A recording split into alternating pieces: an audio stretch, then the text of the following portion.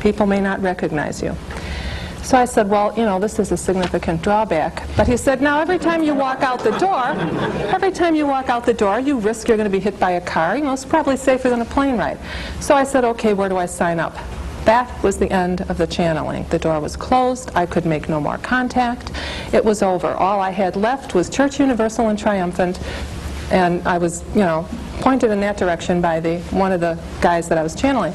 So after 5 years with them, the whole notion that I was becoming God seemed to fall apart. Suddenly, I saw myself in a different way. I mean, I must have entered an alternate worldview, you know. I saw myself in a different way, and I said, you know, that worm that's out in the yard there, he is not evolving into me, and I am not evolving into God, because I saw my relationships with my husband and children, my finances and financial relationships I was involved in, my business, my friends, and I knew that I was involved in many webs of deception. I was not having affairs, and I was not robbing banks. But there was no reason I could come up with not to do those things, other than personal preference. And I knew that. I faced that. I faced the fact that my life was relatively in a shambles. I could not be becoming God. This is ridiculous. And I fell apart for 2 weeks. I was depressed, and I was anxious, and I felt this was the end. There was no more meaning. I had used up every alternative to Jesus Christ, and I had dumped him a long time ago and thought that he was a figment of my adolescent imagination, lucky to outgrow him, growing up in the cosmos. And the Lord brought to mind some scripture verses for me to deal with at that time. Acts 4:12, there's no other name given under heaven by which men must be saved. This was new news to me again. And, Revelation 3:20, behold, I stand at the door and knock. If anyone hears my voice and answers that door, I will come in and dine with him and he with me. And I knew, I mean, right there it was as though my dead grandmother had appeared at the window, knocking on the window. It's me.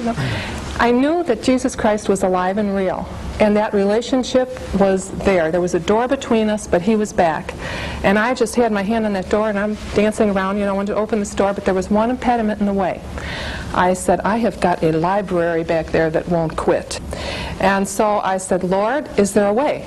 You know, I said, I picked up this book, not this one, but it was a different one. I said, Lord, forgive me for using this book this way, because I've been working with the I Ching, and I'm rusty on the Bible. But I said, if you can still speak to me through this book, please do it now, because I am desperate. I'm at my end. And I said, I want to know from you what your evaluation is of this baggage, of theories of reincarnation, of all that I have ever done or been involved in astrology, of my beloved ascended masters to whom I have had altars in my home. And I opened it up as I would the I Ching. My eye fell on Mark 9:29. This kind can only be cast out by prayer and fasting. Okay, well, you know, I thought we could discuss this, but I could see that you know, this was a very curt answer to my prayer, and it was something I had to deal with. And I was re-immersing myself in his word. Every need that I have had, every idea and thought that I thought was important, I could see in retrospect at that point was a counterfeit of the original. This stuff is the original. This is the Holy Spirit, and a spirit guide is the counterfeit, and your higher self is a counterfeit. This is the original. We're talking about sin and my own need for repentance and for coming to be right with God through the Lord Jesus Christ. So by the time I went back, you know, to deal with it, I was more than happy to donate it to the Christian Research Institute. All right, I need a wrap-up statement from each one of you here because we're out of time. Astrology and Christianity are totally compatible. Astrology is the study of the relationship between God and man. As an astrologer, I put God first.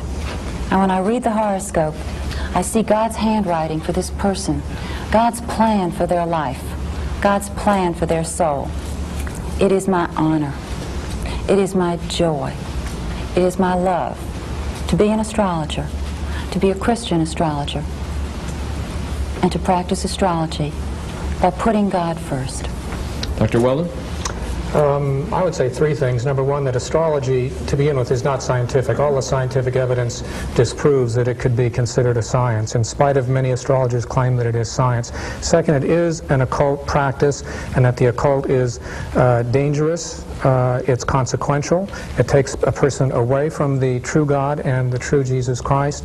And third, I would say that astrology not only is not true, it cannot be true, because there are so many contradictory theories that you find in it. It is not something that will lead someone to to fulfillment, either in this life, in a sense of finding ultimate values, or in the next life. It doesn't offer the hope of eternal life that Christ offers. There is no such thing as a Christian astrologer, just as there is no such thing as a Christian Marxist or a Christian atheist. Terry? Well, first of all, I think it's important to realize that, and I think if I'm sort of quoting here, that Christianity is a religion of the heart.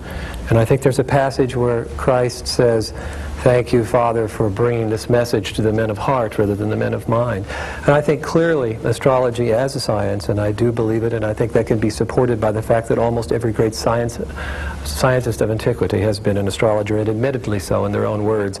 I think that we have to realize that it is a discipline of the mind, and it's not a morality-based system. Every day, scientists are very intent about not making moral judgments and things of this type. So we are not a religion as I see it, and we think that that's something for everyone to find on their own particular religious and philosophical beliefs they must find on their own. And I don't think it's incompatible, though, for someone who is a meteorologist or a geologist or an astronomer or an astrologer or anybody that uses that particular type of technique to understand more about life. I don't think that this automatically strips them of any morality, and I don't think that this is something that they can't study on their own in the privates of their own conscience. But I don't think that there's any particular place for it within the practice of a scientific discipline. Dr. Martin? God said that you could be a good astronomer, you could be a good physicist, you could be a good chemist, and he never made any prohibitions against it. When it got to astrology, he cursed it. And he said, don't do this, don't do this. Maxine says she loves him. If you love me, Jesus said, obey my commands. And he said the scriptures cannot be broken. The Old Testament is the Word of God. Christ endorsed the Old Testament. The Old Testament was fulfilled in the Lord Jesus Christ. Christians, taking the Bible seriously, will wend their way through all the double talk and get down to the basic fact that if God said don't do something, and another voice comes and says, did God say that? Take a bite of the fruit. I've always been suspicious of talking snakes, and astrology fits the category perfectly from a biblical perspective. So if you want to be an astrologer and you want to believe those things, well and good. But in the name of reason, common sense, and logic, never mind biblical theology, don't try and make it compatible with Christianity, because it's the direct opposite. Folks, I want to say thank you to each one of you for coming tonight and for your participation in this. And for all of you that are listening, I hope that this was helpful to you. Good night. See you next week.